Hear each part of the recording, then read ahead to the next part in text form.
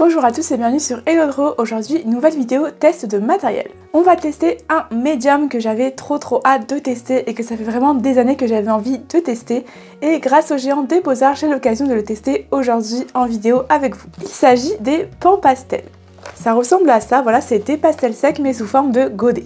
Et vous pouvez les appliquer à l'aide d'applicateurs comme par exemple des pinceaux dans ce genre avec des embouts et des petites éponges. Le matériel m'a été envoyé par le géant des Beaux-Arts, je vous mettrai les liens en description si vous souhaitez vous les procurer. Alors par contre, ce matériel est quand même assez cher, on va pas se mentir, c'est environ 10 € un seul godet. Voilà, donc ça veut dire à peu près 60 € cette boîte là. Mais par contre, le godet peut durer des années. On va tester ensemble, on va d'abord réaliser une petite palette des couleurs, ensuite je testerai un peu des dégradés et on fera plusieurs démonstrations, plusieurs dessins pour tester un petit peu mieux ce matériel. C'est parti, je vous emmène avec moi pour tester les pans pastels.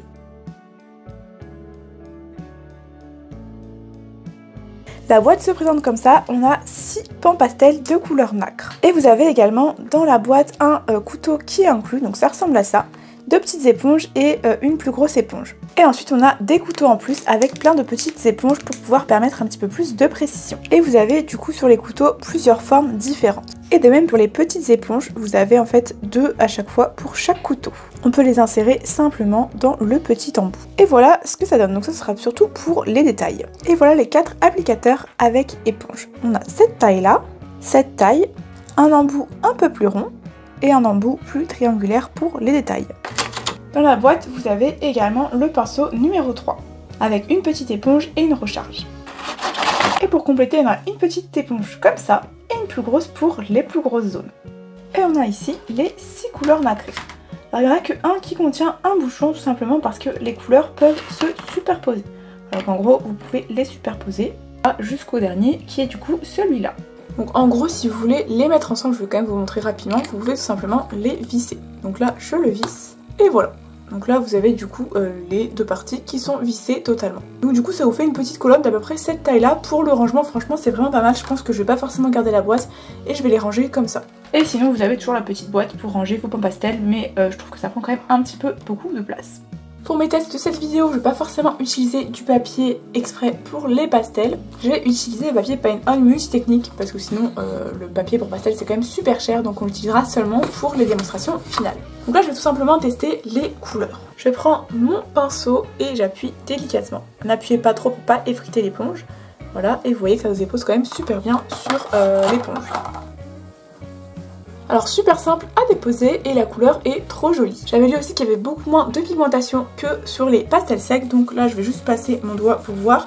Et effectivement il y a beaucoup moins de résidus sur le doigt. Normalement avant de changer de couleur vous pouvez nettoyer votre pinceau. Moi je vais pas forcément le faire, j'essuie juste avec un mouchoir rapidement. Mais voilà, là je teste un petit peu les différentes couleurs, en tout cas ça se dépose super bien. Voilà pour les 5 couleurs disponibles. On va essayer maintenant de créer des nouvelles couleurs, j'ai vu que ça blendait super facilement. Donc en fait je vais rajouter des petits ronds ici en blendant à chaque fois les couleurs côte à côte. Par exemple pour le rouge et le bleu. On obtient un violet pourpre super joli. Je fais la même chose pour les autres couleurs.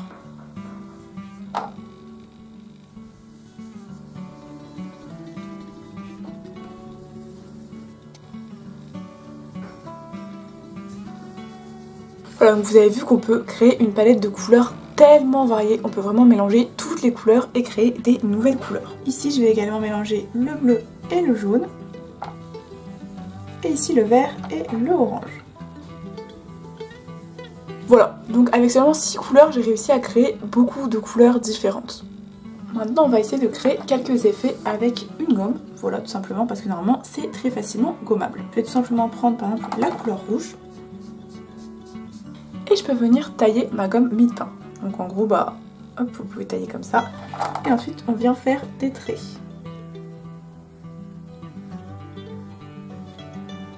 C'est très léger, mais on voit que ça gomme quand même super bien. Je viens prendre ma couleur bleue et je viens prendre mon crayon gomme et je viens également réaliser des traits. Et voilà, alors ça gomme un petit peu moins avec le crayon gomme, je conseille quand même la gomme mie-de-pain qui est vraiment bien pour gommer tout ce qui est pastel. Je sais pas si vous allez voir également à la caméra, mais en gros ça fait un petit peu des poussières, des paillettes, franchement j'adore les couleurs, je pense qu'on va pas trop le voir, mais voilà, moi ça brille bien en tout cas. Donc j'aime beaucoup. Maintenant le but ça va être de tester rapidement les dégradés, mais je doute pas que ça va être vraiment cool étant donné qu'on peut vraiment créer plein de couleurs différentes et que ça se blende vraiment ultra bien. Et vraiment j'exagère pas du tout mes mots, c'est vraiment très simple, vous avez vraiment rien à faire pour blender les couleurs. On va commencer par un petit dégradé je pense de 3 couleurs pour l'instant, le rouge, l'orange et le jaune. Alors là vous pouvez le voir, à chaque fois j'ai quelques résidus parce que j'ai la flemme de nettoyer le pinceau. Mais en réalité le mieux c'est quand même d'essuyer avec un petit papier absorbant. J'applique une première couleur du coup, j'ai à peu près jusqu'au tiers de la feuille. Ensuite je prends mon orange, j'en applique un petit peu ici comme ça. Et j'avance au fur et à mesure comme ça. Et là vous allez voir, ça se blende mais tellement bien, on voit plus du tout la démarcation, c'est vraiment incroyable. Et ensuite le jaune, donc là je fais exactement pareil, mais regardez j'ai vraiment rien à faire hein. Vraiment j'applique directement le jaune. J'ai pas du tout d'effort à faire. Tout se blende hyper bien. Voilà, franchement, je valide 100% le blendage de couleurs. Regardez, c'est magnifique. Je vais tester maintenant d'autres dégradés. Bah écoutez, je vais tester les 3 autres couleurs, même si elles ne rapprochent pas trop. On va pouvoir voir un petit peu si avec des couleurs qui s'approchent pas trop, on peut quand même faire quelque chose. Je commence par le violet. Alors pour le coup, le violet, je le trouve pas ultra beau. Enfin, je trouve qu'il est assez foncé. J'aurais préféré une couleur un petit peu plus claire ou plus pastel. Mais bon, voilà, on va pas se plaindre. Les couleurs sont quand même super jolies. Ensuite, j'enchaîne avec mon bleu. Encore une fois, mais ça se blende hyper bien. Et je finis avec mon vert.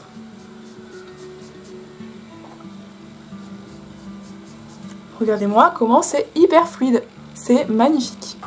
Écoutez, on va tester un petit peu d'autres blendages de couleurs. Voilà, je vais tester encore un petit dégradé ici.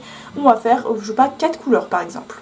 Je prends 4 couleurs qui sont pas trop proches pour voir justement si on peut réussir à faire de jolis dégradés. Donc là je vais directement passer au rouge, donc c'est quand même une couleur qui est assez loin du violet. Donc là je passe au rouge, encore une fois sans aucun souci, voilà. Là on va passer au vert qui est la complémentaire il me semble du rouge, enfin en tout cas pas loin de la complémentaire. Donc normalement c'est pas censé se blender de fou si on prend en compte d'autres couleurs. Alors ça fera pas forcément ultra joli mais bon voilà. Ah, franchement ça se blende super bien. Et ensuite je finis par exemple avec du jaune. Voilà, alors le rendu il est pas incroyable dans le sens où les couleurs ne vont pas du tout entre elles, du coup bah forcément les couleurs sont pas ouf. Par contre le dégradé est vraiment super joli. Voilà, je sais pas ce que vous en pensez, moi j'adore. Du coup voilà pour les quelques tests du début. Alors j'ai pas forcément testé les autres pinceaux, les autres éponges etc. Mais ça on aura l'occasion de les tester dans la démonstration. Je suis ultra satisfaite des couleurs et de ce matériel, voilà. Ça a valu vraiment le coup d'attendre plusieurs années pour pouvoir le tester aujourd'hui. Ça ressemble un peu à de la peinture, c'est hyper fluide, ça se mélange super bien, on peut créer plein de couleurs différentes. Et voilà, tout simplement, on peut passer tout de suite à la démo. Pour la suite des démonstrations, je vais utiliser le papier Pastel Mat qui est un papier spécifiquement utilisé pour les pastels secs. Le grammage c'est 360 grammes par mètre carré et vous avez 12 feuilles blanches. Alors le papier est quand même super cher, il me semble que c'est quasiment 2 € l'unité si ce n'est plus, ça dépend. Donc moi j'avais déjà fait un dessin de avatar, c'était au pastel sec. Et vous avez du coup un papier de cristal qui permet de protéger le papier. Et du coup vous avez l'intercalaire entre chaque feuille. Alors, la feuille est un peu grande pour une démo mais bon c'est pas très grave, on va quand même l'utiliser. Je pense que les pastels mat vont être souvent utilisés pour des fonds. Du coup ce qu'on va faire c'est tout simplement un fond, un paysage. Je vais venir utiliser mon scotch de masquage pour masquer les contours et ensuite on va partir sur un paysage aux couleurs pastel. C'est parti, je vais commencer par réaliser un dégradé sur toute la feuille. Bien évidemment je vais utiliser la plus grosse éponge parce que ça va être quand même assez long sinon si j'utilise un petit pinceau. Je vais réaliser une sorte de coucher de soleil classique au bord de la mer.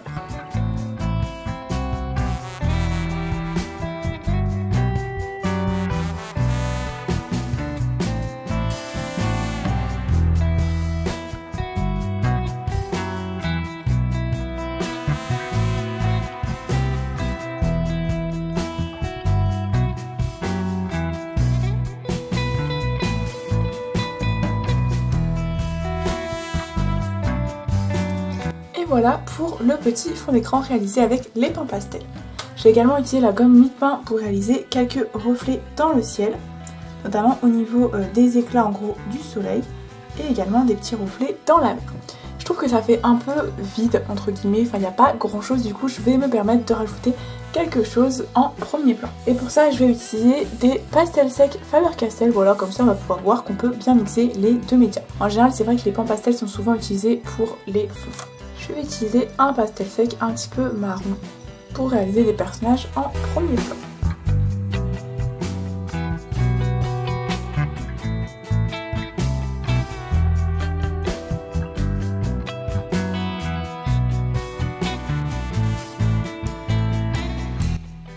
Et voilà, j'ai rajouté un petit couple sur le dessin. Et voilà, le dessin est terminé.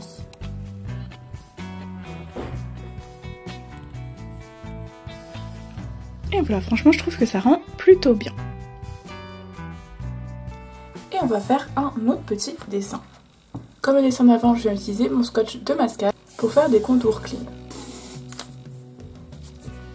Et je viens prendre mon crayon à papier pour esquisser rapidement le croquis.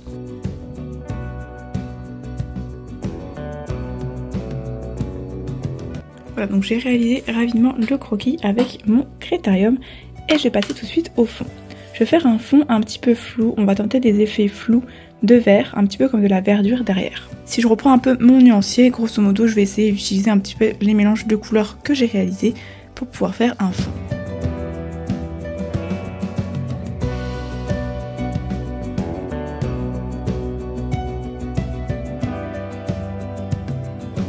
Et voilà, du coup j'ai réalisé le fond. Et on va tout de suite passer à la colo du perroquet. Je vais appliquer une base, je pense la couleur rouge ou la couleur orange. Enfin, je vais faire un petit peu un perroquet coloré. Et ensuite je viendrai compléter avec mes pastels secs.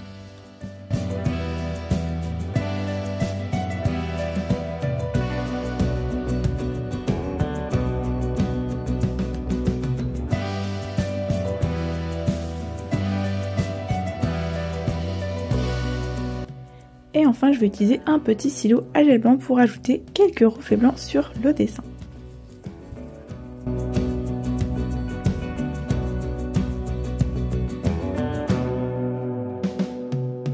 Et je peux enlever le scotch de masquage.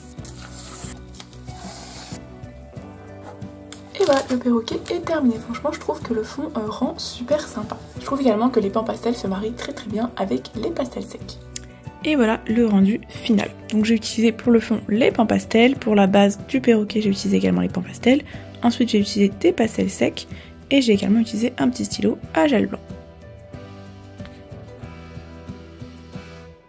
Et voilà, c'est la fin de cette vidéo, j'espère que les tests vous auront plu. N'hésitez pas à me dire ce que vous en pensez en commentaire, je vous mettrai tous les liens en description. Vous pouvez liker la vidéo si ça vous a plu, commenter, me dire quel était votre dessin préféré et si vous avez déjà testé les pans pastels. Vous pouvez également vous abonner pour suivre mon contenu et on se retrouve bientôt pour une prochaine vidéo. Bisous!